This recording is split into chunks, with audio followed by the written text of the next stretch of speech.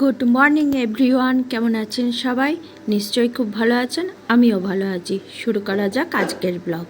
প্রত্যেক দিন সকালবেলায় ঘুম থেকে উঠে আমি সোজা আমার দুই বারান্দাতে আমি চলে যাই। এই যে অর্কিড ফুলগুলো ফুটেছে কটা দিন ধরে, তো এদেরকে আমার সকালবেলা উঠে দেখতেই হবে।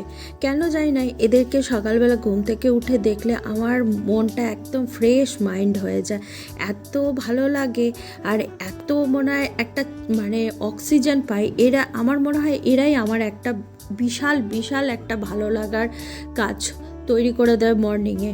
তো এটা একটা প্রজাতির অর্কিড। আমার কাছে অনেকগুলো প্রজাতিরই অর্কিড আছে, তার মধ্যে পাহাড়ি অর্কিডও আছে। তার একটা ছোট্ট গল্প বলি। এই হচ্ছে পাহাড়ি অর্কিডটা। আমি যখন নর্থ বেঙ্গল বেড়াতে গেছিলাম ডুয়ার্সে, তো ওখানে যে আমাদের ড্রাইভার দাদা ছিলেন, সেই ড্রাইভার দাদা আমাকে বারবার বলছিলেন যে না বৃষ্টি পড়ছে, তার মধ্যে ওখানে গাছের মধ্যে কিন্তু সাপ থাকে। তো আমি কে কার কথা শোনে দৌড়ে গিয়ে এক চোটে গাছের থেকে পুরো অর্কিড ছিঁড়ে নিয়ে চলে আসি। আমাকে নিতেই হবে, এরকম একটা ব্যাপার। তো যাই হয়ে যা, তো এই অর্কিডগুলো যখন ফোটে তখন কিন্তু আমার আজও পর্যন্ত মনে হয় সেই নর্থ বেঙ্গলের স্মৃতি, ফেলে আসা স্মৃতিগুলো আজও কিন্তু তরতাজা হয়ে আমার চোখের সামনে ভেসে বেড়ায়। তাছাড়া আমি যখন যেখানেই গেছি আমি সব ধরনের গাছ মোটামুটি নিয়ে আসার চেষ্টা করেছি। আমার কাছে আরও গাছ আছে, আমি সেটা পরে দেখাবো।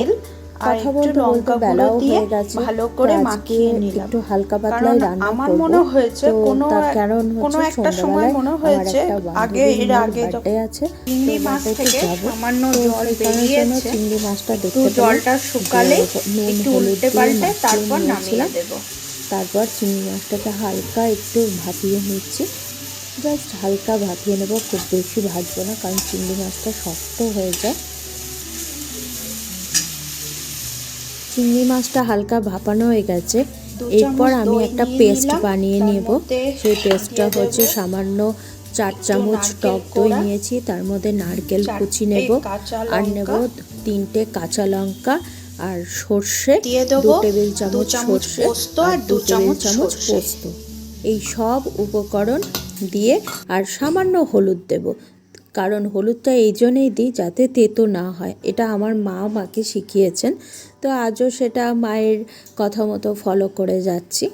যাই হোক, এরপর এটা একটা মিহি পেস্ট বানিয়ে নেব। মিহি পেস্ট বানানোর পরে তারপর মাছগুলোকে উল্টে পাল্টে নিয়ে তুলেও নিয়েছি। এরপর এই পেস্টটাকে চিংড়ি মাছের মধ্যে দিয়ে দেবো।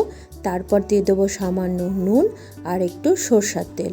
আর যদি ঘরে ফ্রেশ ক্রিম থাকে তাহলে আপনারা দিতে পারেন। আমার কাছে ফ্রেশ ক্রিম ছিল না, তার জন্য দিতে পারিনি। তার পরিবর্তে আমি একটু চিজ দিয়েছিলাম। চিজ দিয়ে সবগুলো উপকরণ দিয়ে ভালো করে মাখিয়ে, আর আমি তেল দেব না, তেল ছাড়াই ব্যাপারটাকে করে চিংড়ি মাছটাকে কড়াইয়ের মধ্যে দিয়ে দেবো। কড়াইয়ের মধ্যে দিয়ে এটা 15 মিনিটসের জন্য দমে এটাকে ভাপাতে দেব। বিশ্বাস করুন, রান্নাটা এত টেস্টি হয়েছিল যে একতলা ভাত নিমিষেই সাবার হয়ে যাবে। তো যাই হোক, তারপরে রেস্ট করলাম, খাওয়া দাওয়া করে রেস্ট করে তারপর রেডি হয়ে বেরিয়ে পড়লাম বান্ধবীর মেয়ের বার্থডেতে যাওয়ার উদ্দেশ্যে। তো আমরা যাওয়ার আগে এই গিফটটা কিনেও নেব, তার জন্য একটু দাঁড়াবো কোনো একটা দোকান দেখে, তারপর যাব।